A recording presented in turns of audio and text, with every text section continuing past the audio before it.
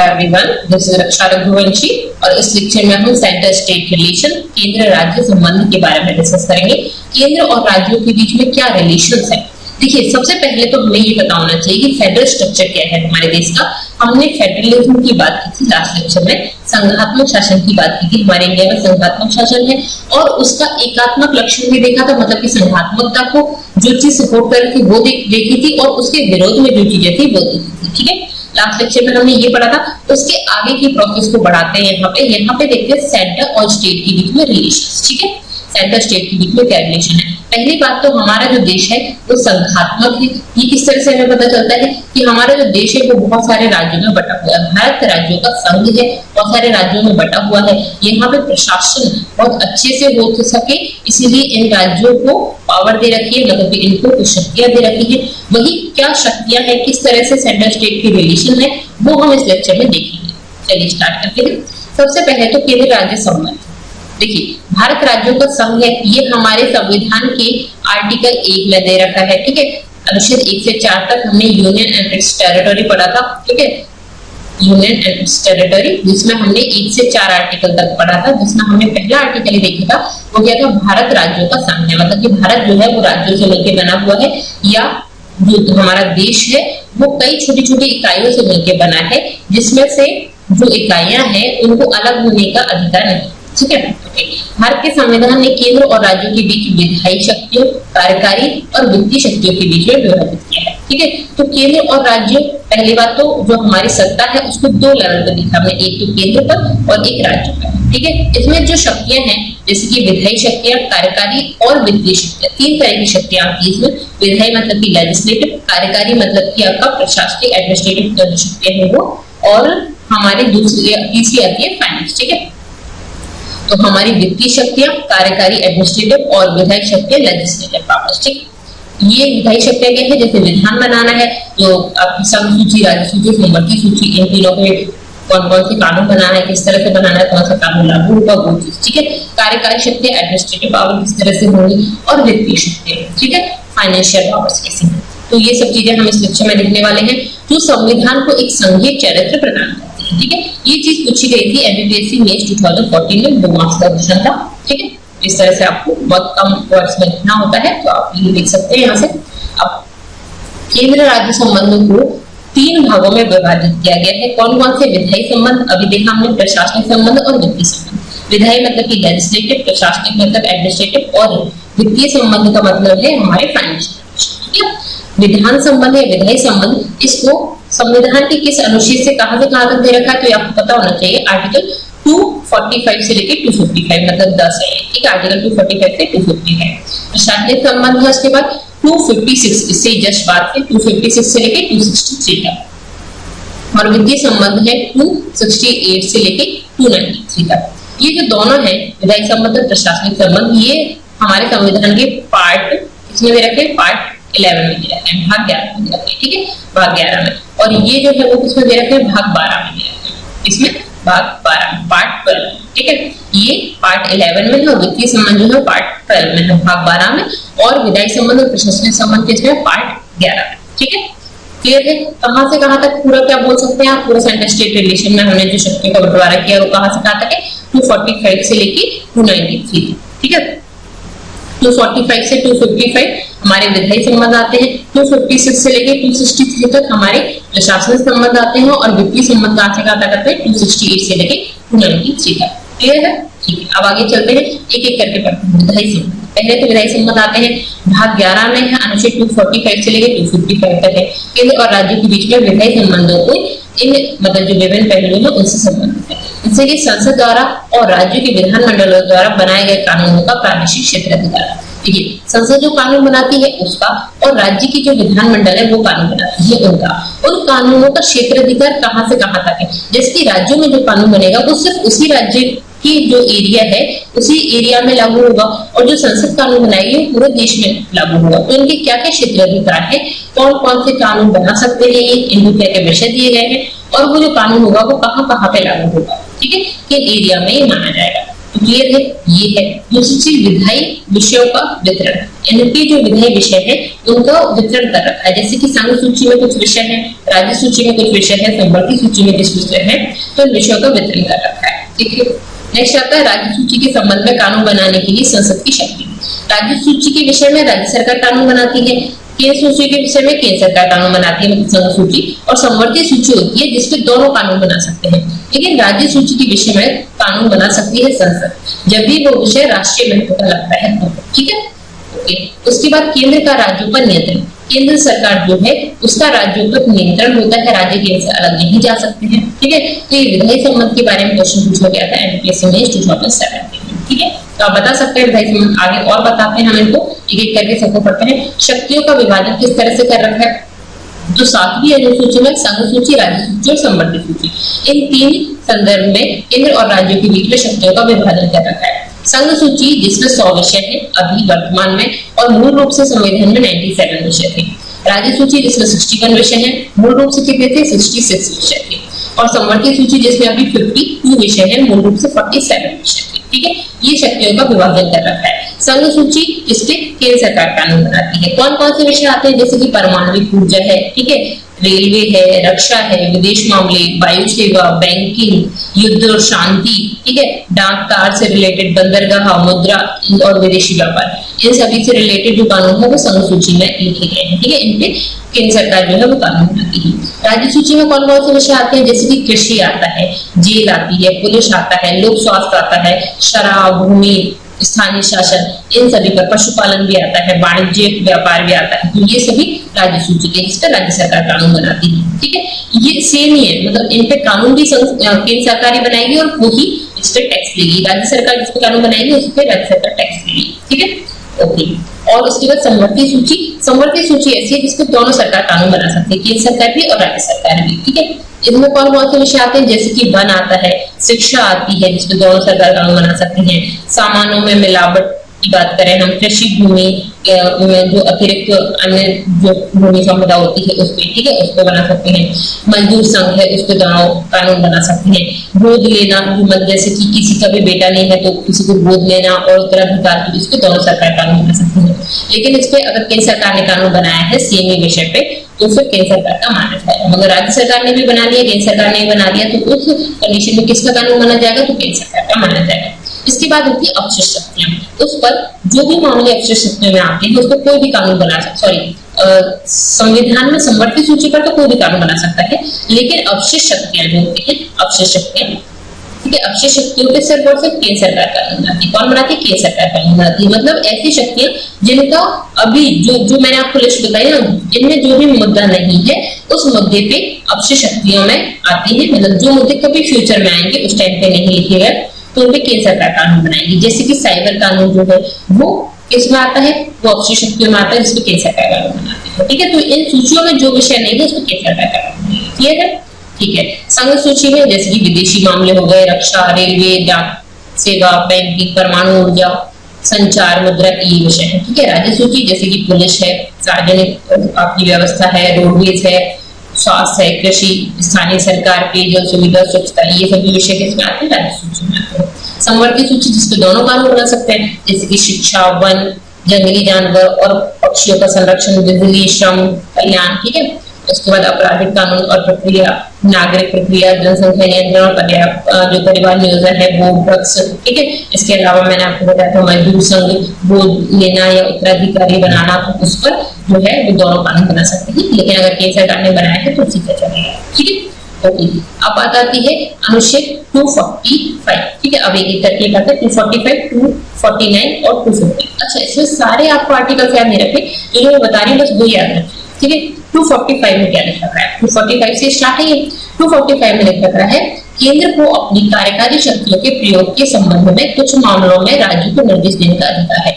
मतलब कि केंद्र सरकार जो है वो उसकी कार्यकारी शक्तियां, एडमिनिस्ट्रेटिव पावर जो है उनका प्रयोग करने के संबंध में, मतलब उनका प्रयोग करके वो जो राज्यों की सरकार है उनको निर्देश दे सकती है, मतलब कि उनका प्रयोग के संबंध में। क्योंकि देखिए आपको ये बात पता है कि एडमिनिस्ट्रेटिव पावर केंद्र सरकार है, वो कोई कानून बनाए कुछ भी करे पूरे पूरे देश में लगेगा, उनके जो भी वो जैसे कि आईएएस ऑफिसर्स को वो अपॉइंट करते हैं। आईएएस ऑफिसर कहाँ पे काम करेंगे, तो राज्यों में ही काम करेंगे। तो वो अपनी कार्यकारी शक्तियों का प्रयोग करके, ठीक है, प्रयोग के संबंध में मतलब अपनी कार्यकारी शक्तियां उस राज्य में कर सके, वो लागू करा सके, उस कुछ मामलों में राज्य को निर्देश देने का अधिकार है। अब देखिए कोई भी कलेक्टर है वो भले ही आपकी केंद्र सरकार का है, लेकिन काम तो राज्यों में कर रहा है, तो ये केंद्र सरकार को राइट होता है कि वो प्रशासनिक शक्तियां यूज कर सके, वहां पे अपना काम करा सके, ठीक है, इसलिए। अब देखते हैं आर्टिकल 249, संसद को राष्ट्रीय हित में राज्य सूची के किसी भी विषय पर कानून बनाने का अधिकार है। तो राज्य सूची के विषय पर कौन कानून बनाता है, तो राज्य सरकार बनाती है। लेकिन अगर वो विषय राष्ट्रीय हित का है, राष्ट्रीय महत्व का विषय होता है, तो उस पर फिर संसद कानून बनाएगी, ठीक है, केंद्र सरकार कानून बनाएगी। ओके, ये इंपॉर्टेंट है, very very important. Last lecture में भी देखा था, अभी भी देखो, और देख रही वहां पर क्या है। आर्टिकल 250 क्या है, संसद को राज्य सूची के विषय, जो राज्य सूची है उसमें जो भी विषय है उनसे संबंधित मामलों पर कानून बनाने का अधिकार प्राप्त हो जाता है जब राष्ट्रीय आपातकाल आर्टिकल 252 के तहत लागू होता है। आर्टिकल 352, 356 और 360, ठीक है, ये तीन आते हैं, 352, 356 और 360, ठीक है। राष्ट्रीय आपातकाल और राष्ट्रपति शासन, और उसके बाद 360 में फाइनेंशियल इमरजेंसी होती है, ठीक है। तो अगर संसद को राज्य सूची के सभी मामले, जितने भी मामले हैं, उन सभी में कानून बना सकती है। अगर राष्ट्रीय आपातकाल लगता है, राष्ट्रीय आपातकाल लगता है तो क्या हो गया, तो राष्ट्रीय आपातकाल लग गया तो पूरे जो सत्ता है वो पूरी सेंट्रल गवर्नमेंट के हाथ में आ जाती है। तो उस टाइम पर जो संसद होती है वो राज्य सूची के किसी भी विषय पर कानून बना सकती है, ठीक है, क्लियर है। अब आर्टिकल 252 क्या बोलता है, आर्टिकल 252 बोलता है संसद को राज्यों की सहमति से 2 या अधिक राज्यों के लिए कानून बनाने का अधिकार है। देखिए कोई राज्य बोलता है कि हमारे लिए कानून आप बना दो, 2 या 2 से ज्यादा राज्य ऐसा बोलते हैं, तो संसद उन राज्यों के लिए कानून बना सकती है, ठीक है। इस तरह के कुछ कानून भी बनाए हैं संसद में। तो नगर भूमि अधिकतम सीमा और विनियमन जो अधिनियम आया था 1976, पुरस्कार प्रतियोगिता अधिनियम 1955, मानव अंग प्रतिरोपण अधिनियम 1984, वन्य जीव संरक्षण अधिनियम 1972, वेरी वेरी इंपॉर्टेंट, ठीक है। जल प्रदूषण नियंत्रण और निवारण अधिनियम 1974। वैसे तो सारे ही इंपॉर्टेंट है, अलग अलग से हमें पढ़ने होते हैं सब्जेक्ट में, जैसे कि आप देखते हैं वन्य जीव संरक्षण अधिनियम आपके एनवायरमेंट में आता है। तो ये सभी के सभी अच्छे खासे बड़े बड़े टॉपिक हैं। तो बेसिकली हम यहाँ पे क्या पढ़ रहे हैं, केंद्र और राज्यों के संबंध के बारे में पढ़ रहे हैं ना। तो राज्य अगर जाके केंद्र सरकार से बोलते हैं कि हमारे लिए आप कानून बना दें, एक या एक से ज्यादा राज्य, मतलब कि 2 या 2 से ज्यादा राज्य जनरली होना चाहिए, तो ऐसा संसद है उससे निवेदन करते हैं कि आप हमारे लिए कानून बना दें, तो ये कानून बना सकते हैं, संसद के लिए कानून बना सकता है। ऐसा लग रहा है 252, ठीक है। और इससे रिलेटेड ये टॉपिक्स क्लियर है। अब देखते हैं प्रशासनिक संबंध। यहाँ तक हमने क्या देखा कि जो हमारे संसद है उसके विधायी संबंध क्या है, कानून बना सकती है संसद, है ना। और जो राज्य सरकार है उनको भी क्या क्या विधायी पावर दे रखे जो कि किस मामले में कानून बना सकते हैं, ठीक है।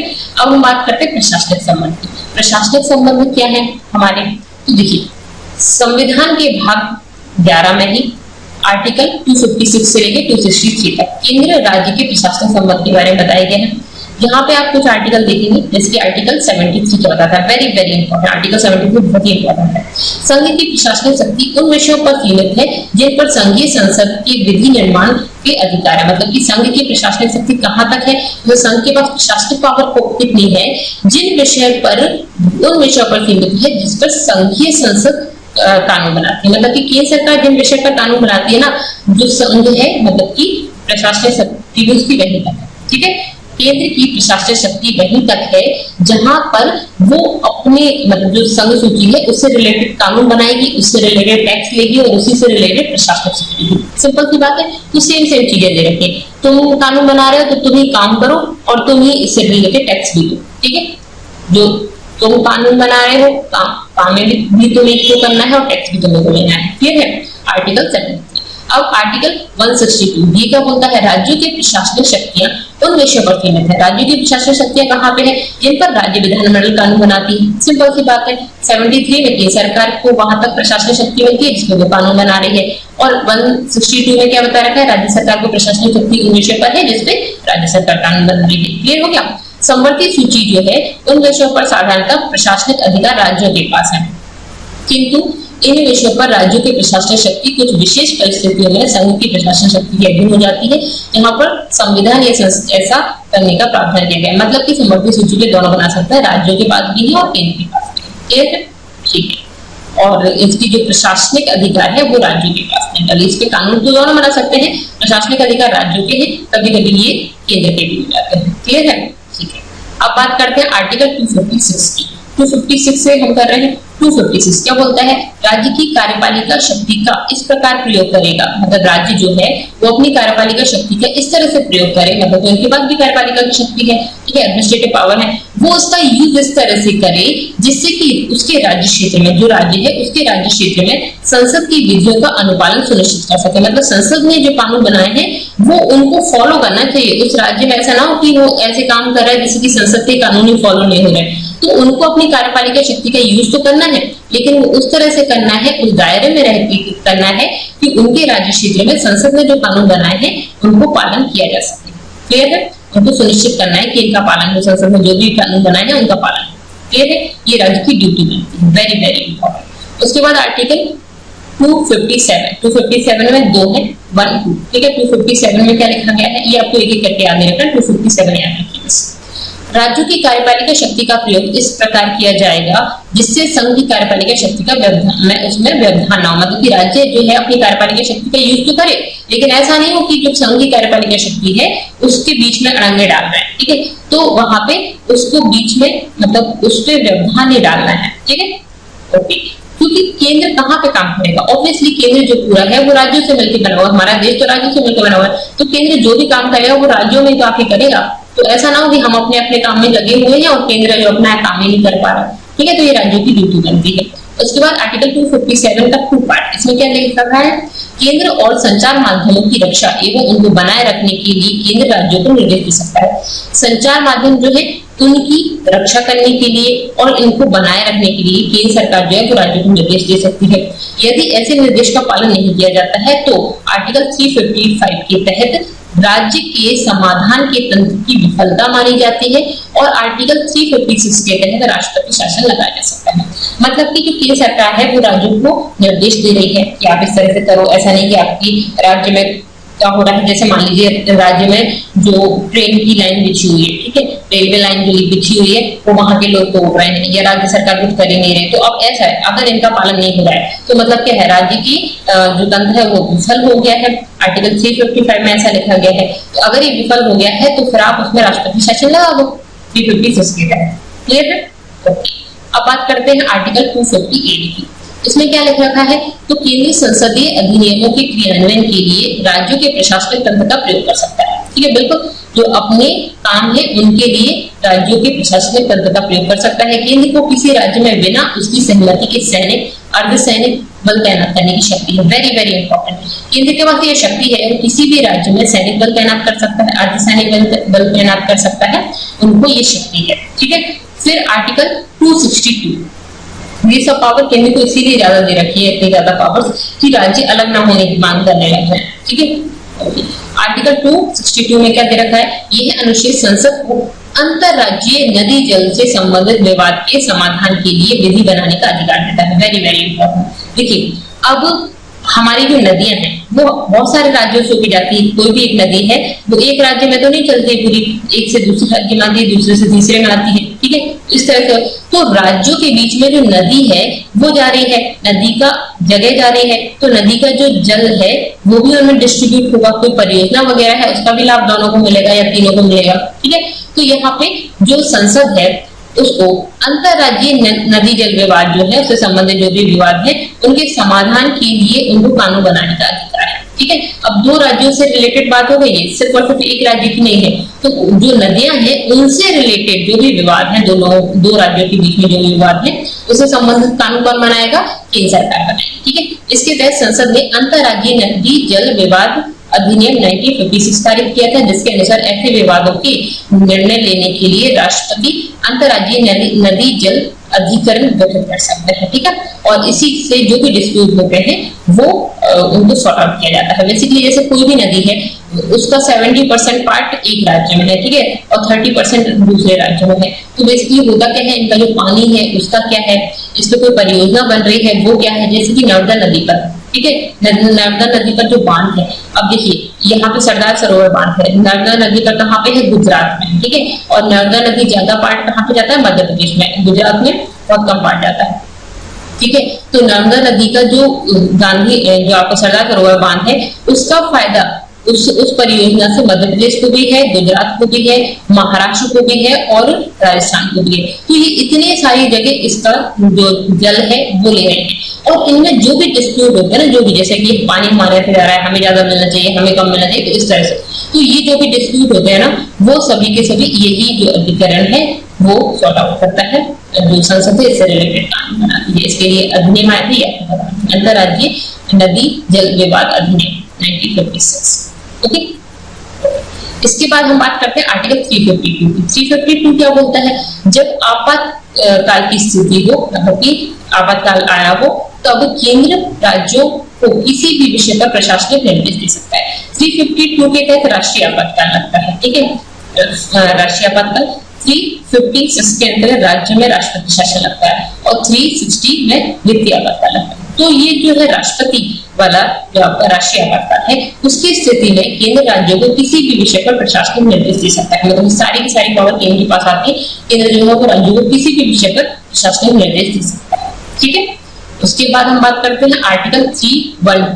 ये क्या बोलता है, अखिल भारतीय सेवाओं की भर्ती, अखिल भारतीय सेवा, ऑल इंडिया सर्विसेज, उनकी भर्ती, उनके प्रशिक्षण और उनकी नियुक्ति, ये सब कौन करता है, केंद्र सरकार करती है। बिल्कुल, जो ऑल इंडिया सर्विसेज है इनकी भर्ती भी केंद्र सरकार ही करती है यूपीएससी के थ्रू, ठीक है, और उनके प्रशिक्षण भी वही करती है, उनकी नियुक्ति भी वही करती है, उनको ट्रेनिंग देती है, ठीक है। तो ये सभी केंद्र सरकार करती है। लेकिन ये जो अधिकारी हैं वो किसके यहाँ पे काम करते हैं, राज्य स्तर पर काम करते हैं, क्योंकि ये जो जैसे कि यूपीएससी से अखिल भारतीय सेवा से कलेक्टर बनकर कोई आता है तो कहाँ काम करेगा, किसी डिस्ट्रिक्ट में काम करेगा, जिले में काम करेगा, तो जिला कहाँ पे होगा, राज्यों में होगा। तो राज्य सरकार के लिए काम करते हैं ये, और इनकी भर्ती और प्रशिक्षण वगैरह कौन करते हैं, केंद्र सरकार करती है। इसी तरह से केंद्र राज्य प्रशासन जो राज्य है उसके प्रशासन के कार्य पर नियंत्रण करता है। तो राज्य का सबसे बड़ा अधिकारी कौन होता है, कलेक्टर होता है, और वही कौन अपॉइंट कर रहा है, केंद्र सरकार अपॉइंट कर रही है। तो ये जो राज्य है वो किसके अंतर्गत आ रहे हैं, बेसिकली हम देखें तो केंद्र सरकार के प्रशासन के कार्य पर नियंत्रण रख पाता है, मतलब केंद्र जो है वो राज्य के प्रशासन का, ठीक है। तो राज्यों में इन्हीं से काम कराया जाता है। और ये जो अधिकारी होते हैं कुछ टाइम के लिए राज्य में रहते हैं, कुछ टाइम के लिए केंद्र में रहते हैं, इनका ट्रांसफर वगैरह होता है। तो इनसे रिलेटेड जो भी सारी चीजें हैं वो केंद्र सरकार करती है, लेकिन इनको सैलरी कौन देती है, राज्य सरकार देती है, ठीक है। अखिल भारतीय सेवाओं से रिलेटेड जो पावर है वो हमने देख ली। इसको पूरा का पूरा चैप्टर पढ़ेंगे हम इससे रिलेटेड, ठीक है।